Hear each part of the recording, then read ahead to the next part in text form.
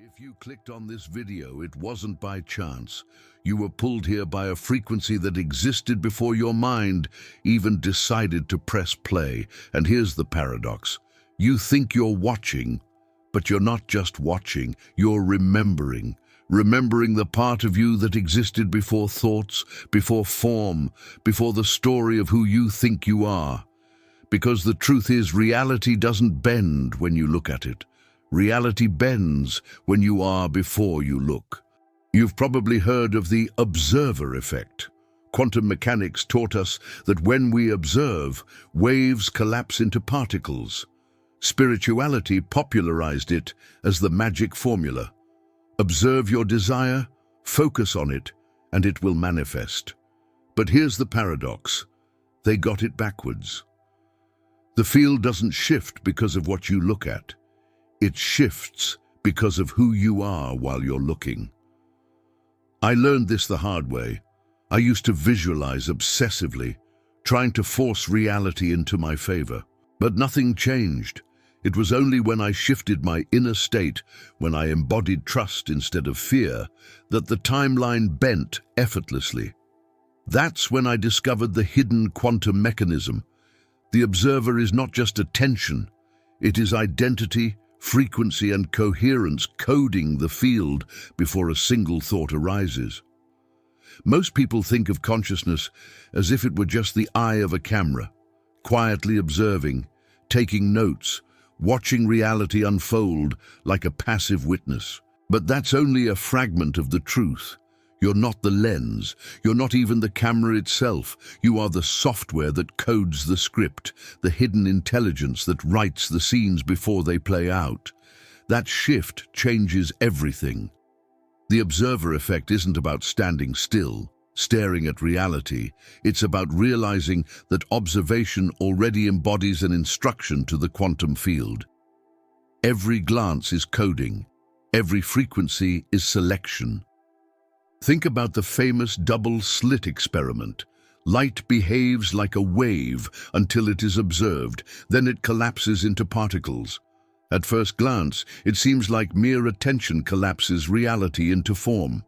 But look deeper. It isn't just focus that causes the shift. There's an energetic intention that precedes the act of looking.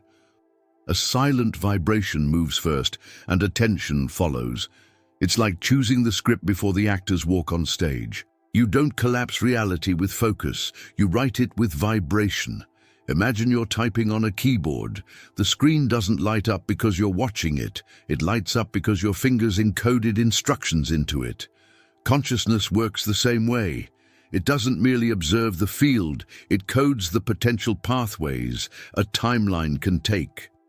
The software, not the lens, determines whether the story becomes comedy, tragedy, or transformation.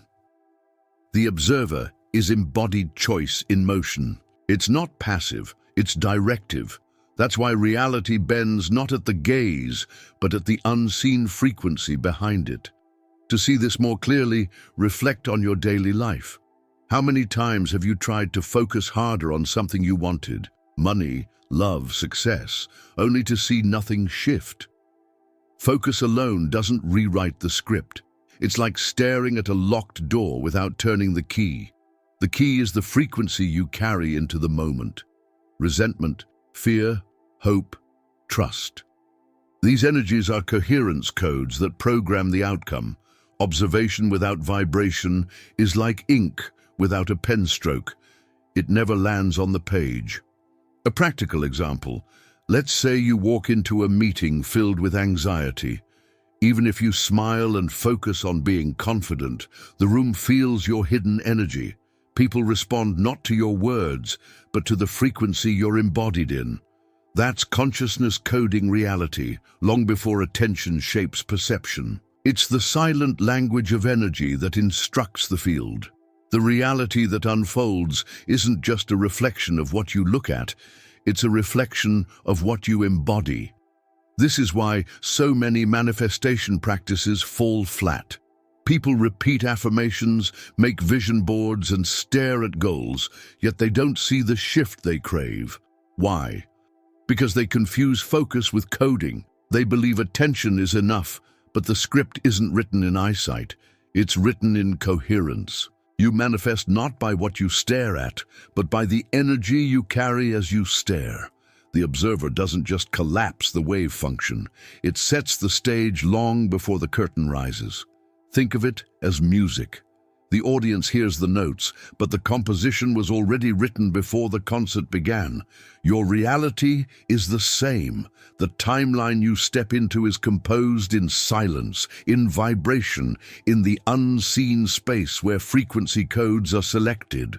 Consciousness isn't waiting to watch. It's writing, embedding instructions that determine which song the field will play. Every embodied state is a rehearsal. Every frequency is a script waiting to be performed in your lived experience. So when you feel powerless, remember, you're not the audience. You're the writer, the coder, the one who scripts before the show begins. Consciousness doesn't just observe reality. It codes the very coherence that determines which effect will unfold. And that leads to a deeper mystery. If coding reality comes from within, then what happens when the code is tied to the self-image you hold in silence? After all, isn't every script shaped by the author who wrote it? Reality mirrors back to us not what we wish for, but what we silently believe we are. That's the hidden quantum loop of self-image. It's subtle, almost invisible, yet it dictates the coherence of every timeline we step into. Think of it like a looped script. I am this, I expect this, I observe this, I reinforce this. It's not chance, it's selection coded by identity. The observer effect isn't just about looking outward, it's about the embodied frequency of who we assume ourselves to be. Let me share something personal. For years, I tried changing habits, waking up earlier, working harder, reading more books, yet my external reality barely shifted. The field didn't care about my actions alone, because the script was still written by the same old identity. Deep down, I was still embodying lack, still vibrating fear of failure, still expecting the same outcome. So the energy loop replayed itself faithfully, collapsing reality into the same old storyline. Focus was there, but the code hadn't changed. It's like upgrading your phone's wallpaper while keeping the same outdated software. No matter how pretty it looks, the experience remains limited. Your consciousness codes reality in the same way. The timeline won't shift until the operating frequency of your self-image does. Identity is the software, not the surface. And when the observer embodies a new identity, reality doesn't have a choice but to manifest in alignment with that coherence. That's how the quantum field plays fair. It reflects your truest vibration. Take a simple example, a person who secretly believes they're unlucky in relationships. They may go on countless dates, focus on being charming, and visualize connection. But beneath it all, their energy says, I am unwanted. That frequency codes the experience before the date even begins. And sure enough, the timeline manifests rejection, coldness, or confusion. The loop plays itself out. Identity breeds expectation, expectation tunes observation, observation reinforces reality. Until the self-image is recoded, the cycle repeats. This is why affirmations alone often feel hollow. Saying I am abundant while secretly embodying scarcity is like shouting into the wind. It doesn't land. The field doesn't respond to words, it responds to coherence. When identity and energy match, timelines shift with ease. That's why rewriting self-image is the deepest quantum shift of all. You don't just manifest new outcomes, you manifest a new author coding the story itself. And that's a different level of power entirely. Practical steps: start by observing your silent loops. Notice the default I am statements that play in your head when no one is watching. Do you think, I am always behind, I am unlucky, I am invisible? Those are not descriptions, they're coding instructions. Each one is a vibration sent into the field, collapsing a reality that matches it. Begin by writing down your current loops. then consciously scripting new ones. But don't just write them, embody them like a costume you wear until it feels real. For me, the breakthrough came when I stopped trying to do more and instead asked, who am I being as I do this? The moment I rewrote my self-image to, I am the kind of person who naturally succeeds, the loop shifted. Suddenly, opportunities appeared that once seemed impossible. My timeline adjusted not because I tried harder, but because my coding was aligned. Energy coherence replaced effort. That's when the quantum shift becomes undeniable, when reality bends to a new embodied self. So the real question isn't, what do you want? But who do you believe you are? Because your identity is the observer's silent scriptwriter, and it determines which effect the field selects. If you keep observing with the same self-image, you'll keep manifesting the same outcomes. But what if frequency itself is the new identity? What if your emotional vibration is the code that actually selects the timeline you live in? That's where the next layer of truth begins to unfold. Identity isn't a label, it's a frequency. You don't embody who you say you are. You embody the energy you consistently live in. That's why some people repeat, I am confident, but still collapse into timelines of insecurity. The quantum field doesn't listen to your mouth, it listens to your vibration. Anxiety, fear, trust, peace, each is a frequency code that selects a different version of reality. Your true observer effect is not your eyes. It's the emotional coherence that directs the field. Think of it like tuning a radio. You don't hear the station you want. You hear the station you're tuned to. If your base frequency is worry, then no matter how many affirmations you speak, you'll only pick up the static of worry. If your frequency is gratitude, the field reorganizes itself to mirror that selection. This is why trying to force reality feels exhausting. The timeline doesn't bend to effort, it bends to coherence. Frequency isn't decoration, it's the blueprint of your manifested experience. Here's a practical exercise. Close your eyes and notice your breathing. If your breath is shallow, rushed, and tight, your frequency is already anxious. Try shifting it. Inhale deeply for 4 counts. Hold for 4. Exhale slowly for 6. Do this for 3 minutes. Feel the shift? That small act of changing breath codes the field with a new vibration. It's not the words you speak that rewrite the timeline. It's the state you embody. Consciousness doesn't observe, it codes through frequency. I remember a time when I felt stuck in scarcity. No matter what strategies I tried, money never seemed to flow. The breakthrough came when I realized my base frequency was always fear of losing. Even when I earned, I vibrated fear, and so the field mirrored lack. The moment I practiced embodying trust in abundance, even without proof, things began to shift.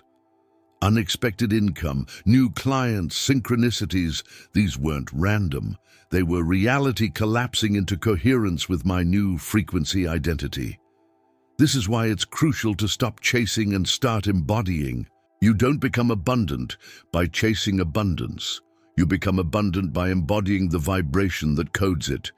Every timeline is a frequency match. The observer isn't a neutral watcher, it's the embodied state choosing the song reality will play. When you feel powerless, remember, you're not waiting for life to show you evidence. You're broadcasting energy that tells the field what evidence to deliver. That's the hidden quantum shift. If you want to test this, pick an emotional state and live in it for a week. For example, embody gratitude every morning. Write 3 things you're thankful for, breathe into your chest, and carry that energy into daily interactions. Watch how people respond differently, how events seem to align, how opportunities appear. You'll notice the field isn't random, it's reactive. Reality isn't waiting for your plans, it's waiting for your vibration. The frequency you embody is the selection you manifest. Notice how this challenges common logic. We're taught identity is built by achievements, habits, and external labels. But the deeper truth is that frequency builds identity. You can change jobs, cities, or partners, but if your base vibration remains the same, the storyline won't change. That's why some people escape one life only to recreate the same problems elsewhere. They brought the same frequency along, and the quantum field simply obeyed the code. Shift frequency, and you shift identity. So, frequency is not an accessory, it's your essence. The observer is not the thinker, but the vibration embodied in silence. When you tune that frequency, you're not just shifting moods, you're selecting timelines. The field responds with coherence, rearranging experience around the energy you broadcast. Which raises the next question. If the true observer is your frequency, then who is it that notices even before thought arises? Who is watching the vibration itself before it codes reality? Pause for a moment and ask yourself, who is observing the thought that observes? This simple question pulls you into the deepest layer of quantum consciousness.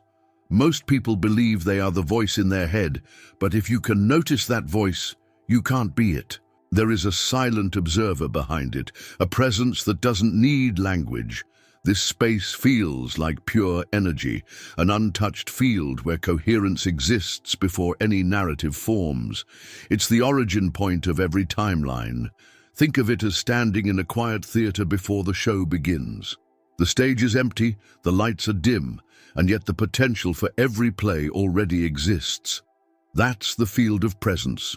The observer effect begins not when you focus on the actors, but when you realize you're the awareness holding the script before words appear. Consciousness in its pure state doesn't comment, doesn't judge. It simply embodies silence. And from that silence, reality takes its first breath. During meditation one day, I experienced this directly. Thoughts slowed down like leaves falling in slow motion, and beneath them was a stillness I had never touched before. In that stillness, a sudden shift in frequency happened without effort, like reality recalibrating itself. I didn't try to manifest, didn't set an intention. Yet the following week, a solution to a problem I'd struggled with for months appeared effortlessly. It was as if reality had been recoded simply through embodied presence. This shows us something radical. Manifestation doesn't always come from doing or even thinking. It comes from being. The silent observer embodies neutrality, and neutrality is a powerful code. Imagine the field as a mirror. When the mirror is fogged with constant thought, the reflection is distorted. But when you rest in silence, the mirror clears and the field reflects a new coherence back to you. Reality doesn't need you to force it, it only needs you to embody presence. Have you ever had an insight appear out of nowhere while showering, walking, or staring at the sky? That wasn't coincidence. That was the silent observer coding a new frequency outside of your mental noise. The mind takes credit, but the real shift happens beneath it. It's the timeless self, beyond thought, that selects which timeline collapses into your experience. The most powerful manifest moments rarely come from effort. They arrive when the observer dissolves into pure awareness. Practically, you can access this space by pausing thought itself. Sit quietly, breathe deeply, and instead of chasing thoughts, ask, who is noticing this thought? Each time, the question pulls you deeper, beyond the mind, into the field. Stay there long enough, and you'll feel the shift. Your energy stabilizes, coherence rises, and your body relaxes. This isn't a void, it's the purest form of quantum consciousness. From here, your reality is coded not by effort, but by essence. This presence is like the canvas behind every painting. The brush strokes of thought come and go, but the canvas remains untouched. The mistake is thinking the strokes create the art alone, forgetting the field they rest on. The silent observer is that eternal canvas, and when you embody it, you stop being enslaved by the noise of the mind. You realize the timeline isn't chosen by frantic thought, but by the awareness that quietly codes before thought even exists. So here lies the paradox. The most powerful observer effect happens when you're not trying to observe at all. The silent self codes through being, not doing. And that leads us into another revelation. If reality doesn't need to be forced, then maybe it's not attracted by effort at all. It's allowed by coherence. What happens when we stop trying to pull reality toward us and instead let it flow naturally through us? That's the next layer waiting to unfold. Most people believe manifestation is about pulling something toward them, as if reality were a stubborn child to be convinced. But reality isn't attracted. It's allowed. Think of the sun. It doesn't try to shine. It doesn't focus harder to give light. It simply embodies its essence, and light flows naturally. In the same way, when your energy reaches coherence, reality unfolds without effort. The field isn't impressed by your struggle. It's moved by your embodied frequency. I remember a moment in my life when I stopped trying so hard. I had been pushing, hustling, trying to make things happen. But the more I forced, the further the timeline I wanted seemed to drift. One day, exhausted, I let go. I released the need to control, to micromanage outcomes. And in that space of surrender, something impossible happened. An opportunity I had chased for years simply appeared. The shift wasn't in action, it was in energy. The observer had stopped forcing and started allowing. This is the paradox. The harder you try to attract, the more you broadcast lack. Think about it. If you're trying to pull reality toward you, it means you believe it's far away. That belief codes the field with separation, and so the timeline that unfolds reflects more distance. Allowing, on the other hand, is different. It's embodying coherence so deeply that reality has no choice but to manifest in alignment. You don't chase the effect, you embody the cause. Consider water flowing downstream. The river doesn't strain to move, it simply follows gravity's pull, finding the easiest path. That's how energy flows in the quantum field. Coherence is gravity. When you're in alignment, manifestation feels effortless, like being carried by the current. The observer doesn't demand the river to flow faster. It relaxes into its movement, trusting the field's intelligence. That's when synchronicities multiply, doors open, and reality feels less like a fight and more like a dance. A practical example. Think of a time when you were desperate for someone's attention. The harder you tried, the colder they seemed. But the moment you stopped forcing and simply embodied confidence, they noticed you naturally. That's energy in action. The field responds not to your demands, but to your frequency. When you stop chasing, you allow. And the selection of timelines shifts, not because you grabbed reality, but because you stopped pushing it away with resistance. This is why letting go is one of the most powerful practices. It isn't giving up. It's stepping out of interference. Imagine a radio where you keep adjusting the dial, obsessing over every fraction. The more you fidget, the less clear the station becomes. But when you stop and let the tuner settle, the frequency locks in.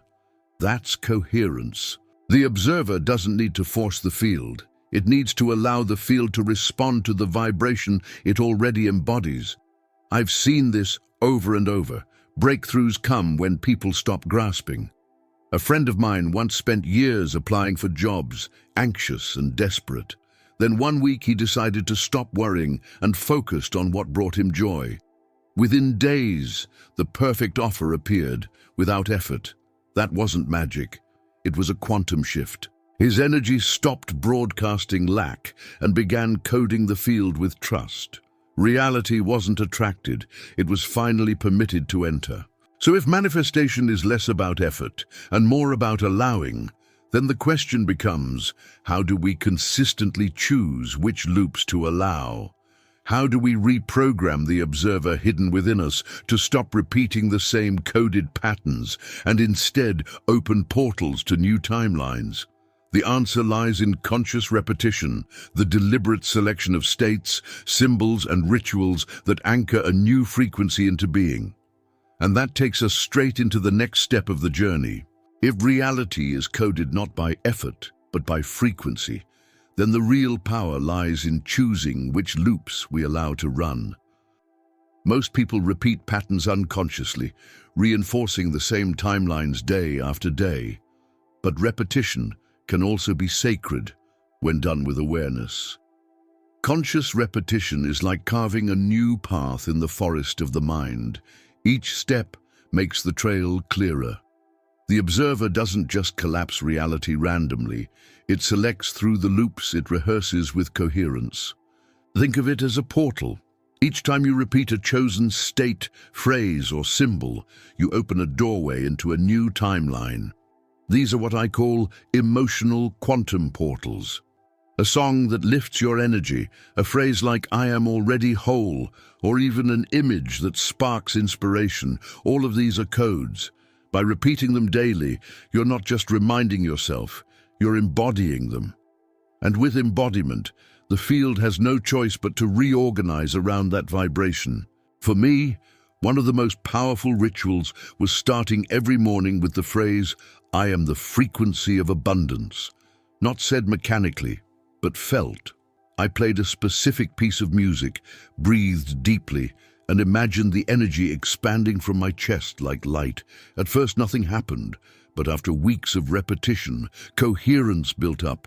Suddenly, synchronicities multiplied, unexpected calls, financial breakthroughs, invitations. The loop was rewritten, not because I wished harder, but because I embodied the code daily. Here's the secret. Your nervous system doesn't know the difference between imagination and reality when emotion is involved. That's why athletes rehearse victory in their minds before stepping onto the field. Conscious repetition is the same. When you emotionally embody a new loop often enough, your body believes it, your frequency broadcasts it, and the field reflects it. It's not about lying to yourself. It's about training coherence until the new reality feels as real as the old one once did. You can test this with something simple. Choose one new loop. For example, "I am always guided." Write it down. Repeat it each morning, paired with slow breathing and a song that moves you. Carry it like a mantra in your pocket.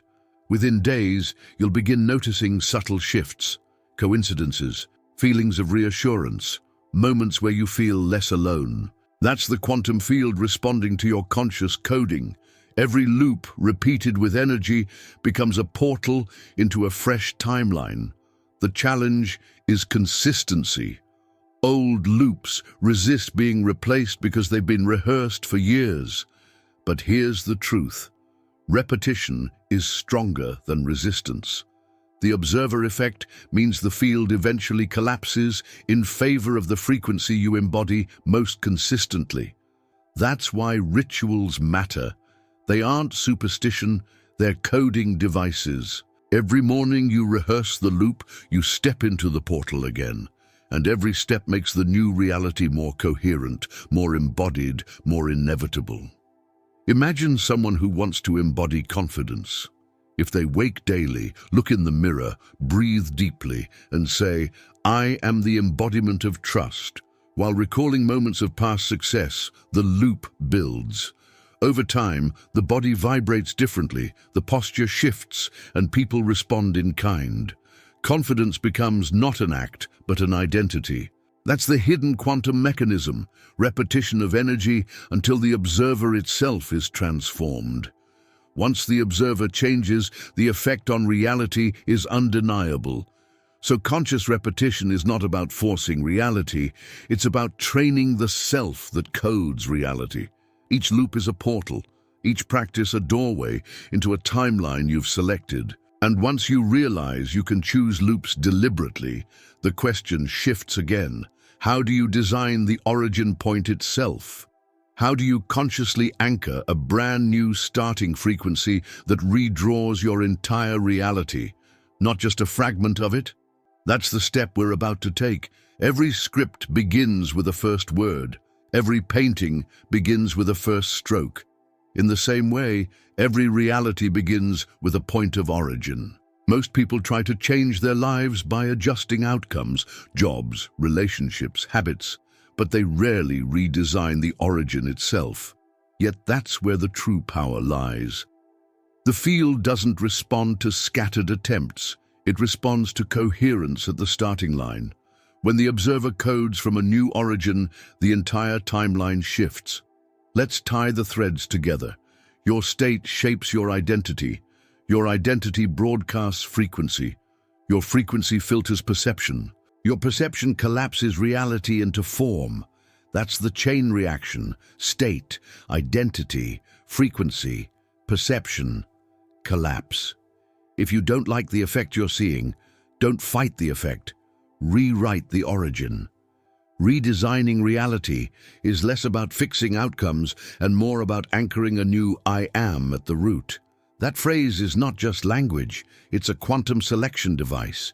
A practical way to do this is with a triad: word, image, and feeling.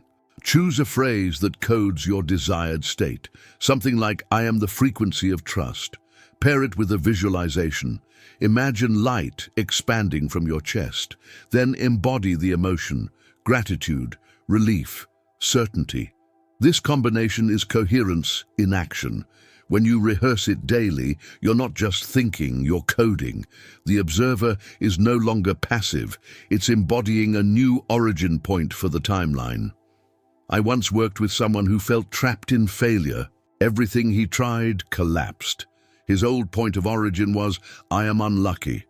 We redesigned it. He chose, "I am guided." He visualized a compass glowing in front of him and practiced feeling calm certainty. Within weeks, his external reality shifted. New opportunities, supportive people, even unexpected financial relief. That wasn't chance. It was the field responding to a new coding frequency. The observer had been rewritten at its core. This doesn't mean challenges vanish. It means the way you experience them transforms. With a new point of origin, obstacles are no longer coded as proof of failure, but as invitations for expansion. The field reflects back not chaos, but coherence. This is how timelines shift dramatically. You stop trying to manage every detail and instead embody the origin that codes the outcome. When you embody trust, reality delivers experiences aligned with trust. When you embody lack, reality echoes lack. Think of it as redrawing a map. If you keep starting from the same coordinates, you'll end up on the same roads. But when you shift the starting point, the entire journey changes. Redesigning your origin is choosing new coordinates in the field of consciousness. It's not about running faster on the old road, it's about walking a different path altogether, and that's how coherence becomes destiny. The observer doesn't fight reality, it codes a new one by starting differently. To make this practical, set a daily ritual. Each morning, speak your chosen "I am," visualize your symbol, and breathe into the feeling. It takes less than 5 minutes, yet it codes the field with astonishing precision. Over time, this becomes more than a practice, it becomes identity. And when your identity embodies the origin you've chosen, the loop sustains itself naturally. That's when manifestation stops being an effort and becomes a lifestyle. Reality bends to the frequency you consistently embody. So here's the paradoxical truth. You don't redesign reality by controlling it. You redesign it by shifting the point from which you begin. You are the pencil sketching the world before your eyes open. And once you embrace that role, life stops feeling random and starts feeling intentional. But this raises one final question. If all of this is true, how do you ensure you actually live it, not just understand it? How do you anchor this wisdom so deeply that it changes you forever? The real observer isn't the one who wants, it's the one who is. This entire journey wasn't about teaching you how to force reality into shape. It was about reminding you that reality is already responding to who you've become. The quantum field doesn't obey your effort. It mirrors your embodiment. That's why the shift begins when you stop trying to control and start allowing. Remember this, you are not the mirror staring back. You are the reflection already in motion, shaping itself through the frequency you carry. And when you disappear into that truth, the effect begins, not with effort, but with presence. If this resonated with you, seal it right now. Type in the comments, "I am the origin of my reality." This single phrase anchors your new signature into the field. And don't just keep this for yourself. Share it with someone who feels the same calling. Subscribe, activate the notifications, and stay close to this space, because the next video waiting for you goes even deeper into how the field responds to your inner state. This is your code. This is your shift. Step into it now.